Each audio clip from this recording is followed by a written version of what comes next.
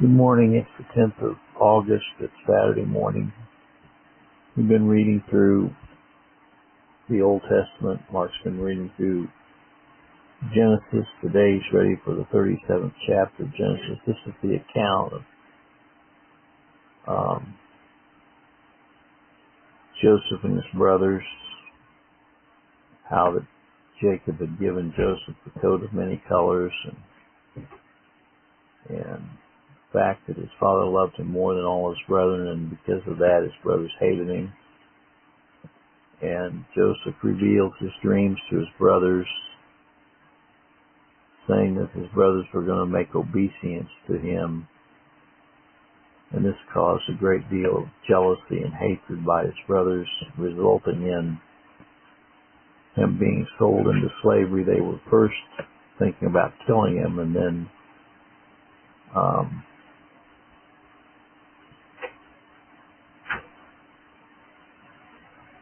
Reuben said don't kill him.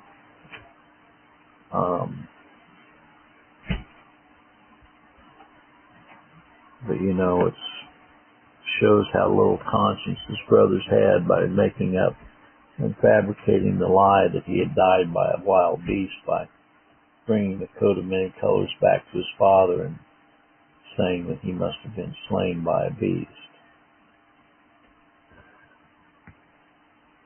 Well, the connivers. And so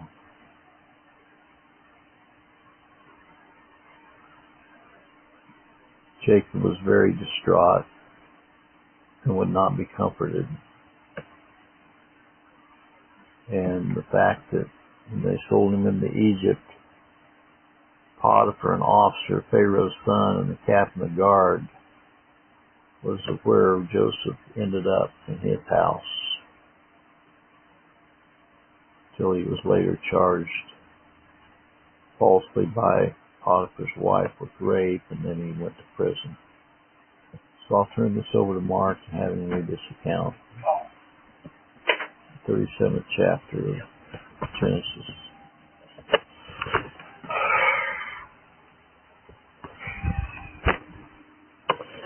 Genesis chapter 37. And Jacob dwelt in the land wherein his father was a stranger, in the land of Canaan. These are the generations of Jacob. Joseph, being 17 years old, was feeding the flock with his brethren the land, with the sons of Bilhah, the sons of Zilpah, his father's wives. And Joseph brought unto his father evil report. Now Israel loved Joseph more than all his children, because he was the son of his old age, and he made him a coat of many colors.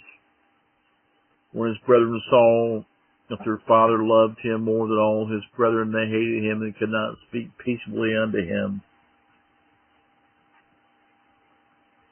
And Joseph dreamed a dream. He told to his brethren, and they hated him yet the more.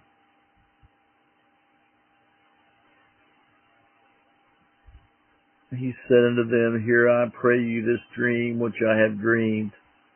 Behold, we were binding sheaves in the field, and lo, my sheaf arose, and also stood upright, and behold, your sheaves stood round about, and made obeisance to my sheaf.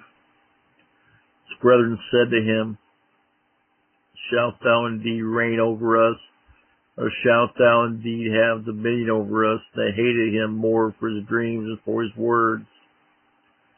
And he dreamed yet another dream, and told it his brethren, and said, Behold, I have dreamed a dream more.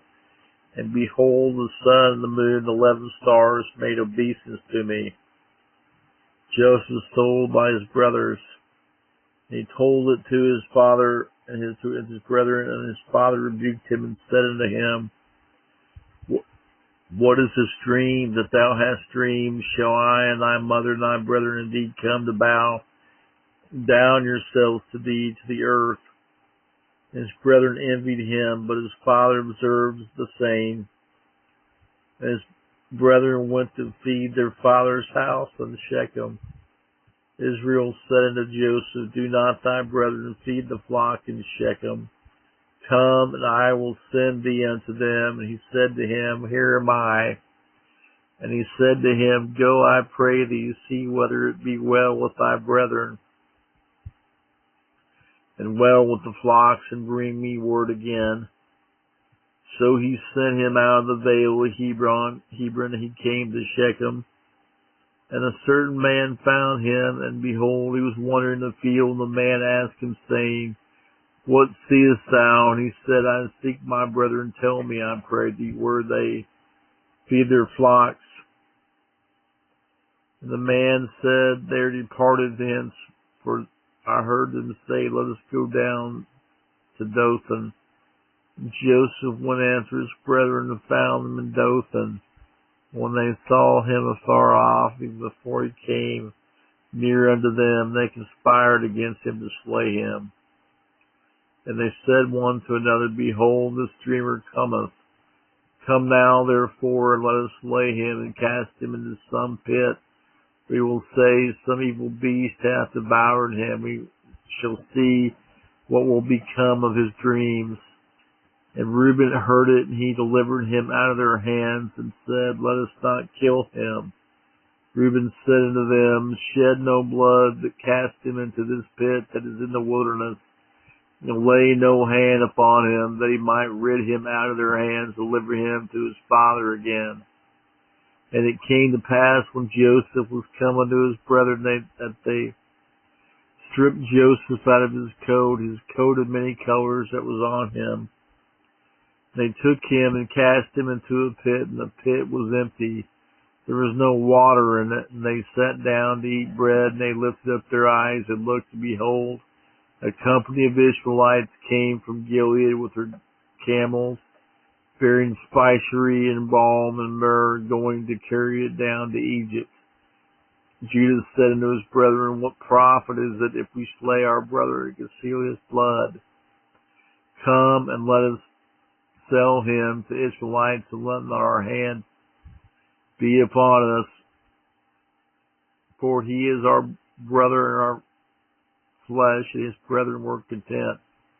Then they passed by Midianites, merchantmen. They drew and lifted up Joseph out of the pit, and sold Joseph to the Ishmaelites for 20 pieces of silver, and they brought Joseph into Egypt. Reuben returned into the pit, and behold, Joseph was not in the pit, and he rent his clothes.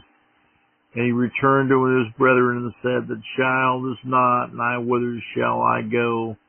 And they took Joseph's coat and killed the kid of the goats and dipped the coat in the blood.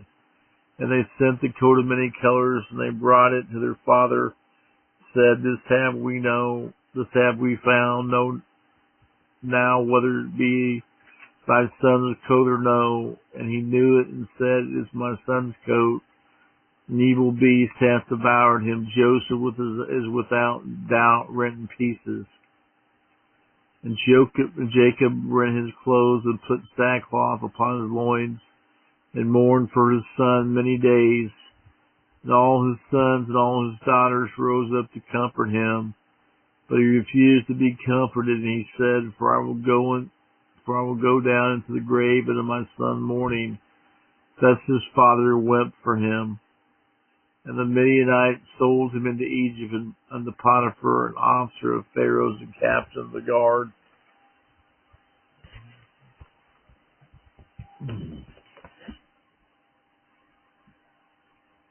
Well, Joseph wasn't too smart by bragging off about his dreams, was he? Where's the lesson in that for us? Maybe we shouldn't be so cocky, proclaiming that God is, I heard a guy on American Family Radio, Todd something, he has a show on there, and he always says, I'm blessed with God. God has given me this. God has given me that. Maybe it's not so good to go around and stick our head in the air and be proud of the things God's done for us. Hope you have a good day. God bless.